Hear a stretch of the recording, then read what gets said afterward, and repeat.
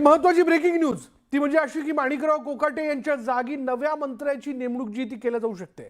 जिल्हा परिषद निवडणुका संपल्यावरच ही नेमणूक केली जाणार असल्याचं आपल्याला सूत्रांकडून कळतंय। स्थानिक स्वराज्य संस्थांच्या निवडणुका संपेपर्यंत लंकेश क्रीडा आणि अल्पसंख्याक खातं अजित पवारांकडेच राहणार असल्याची माहिती आहे। नवीन मंत्री नेमताना अजित पवारांकडून जातीय समीकरण साधण्याचा प्रयत्न केला जाईल।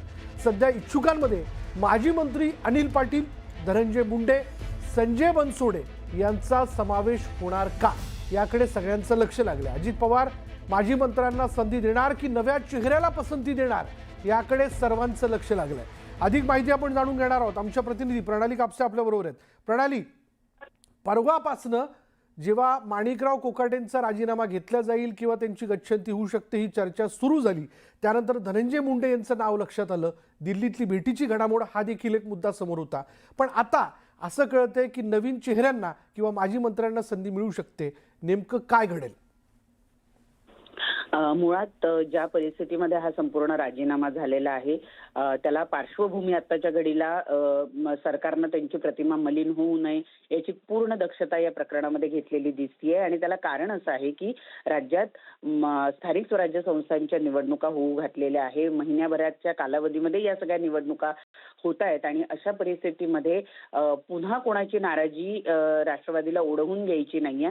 मुळातच माणिकराव कोकाटे यांचा राजीनामा झाल्यामुळे राष्ट्रवादी पक्षाची जी एकूण प्रतिमा आहे, कारण धनंजय मुंडेंचा राजीनामा झाला, त्यानंतर माणिकराव कोकाटेंचं खातं बदललं गेलं आणि आता माणिकराव कोकाटेंची गच्छंती सुद्धा झाली।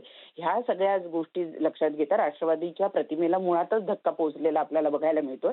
आणि त्यात आणखी कोणाला आत्ताच्या घडीला नवीन मंत्रिपद देऊन इतरांना नाराज करणं हे राष्ट्रवादीला परवडणारं नाहीये। त्यामुळे राष्ट्रवादीच्या नेतृत्वानं हा निर्णय घेतलेला आहे की ज्याला कोणाला हे खातं द्यायचंय ते आता स्थानिक स्वराज्य संस्थांचा मतदान किंवा निकाल झाल्यानंतरच हे खातं वाटप केलं जाईल किंवा खातं दिलं जाईल। त्यातही माजी मंत्री अनिल पाटील असतील किंवा धनंजय मुंडे, त्याचबरोबर संजय बनसोडे यांच्या नावाचा सुद्धा विचार केला जातोय। यांच्याकडे अनुभव आहे, जुने जाणते नेते आहेत, परंतु नव्या चेहऱ्यांना सुद्धा संधी देण्याचा विचार राष्ट्रवादीनं केलेला आहे। त्यामुळे मग प्रकाश सोळंके असतील, संग्राम जगताप असतील, सुनील शेळके असतील यांना सुद्धा संधी देऊन बघावी असा सुद्धा विचार हा राष्ट्रवादीमध्ये सुरू आहे। कारण जे जुने जाणते आहेत ते अनेक वेळेला वेगवेगळ्या गोष्टींमुळे वादात अडकलेले दिसत आहेत।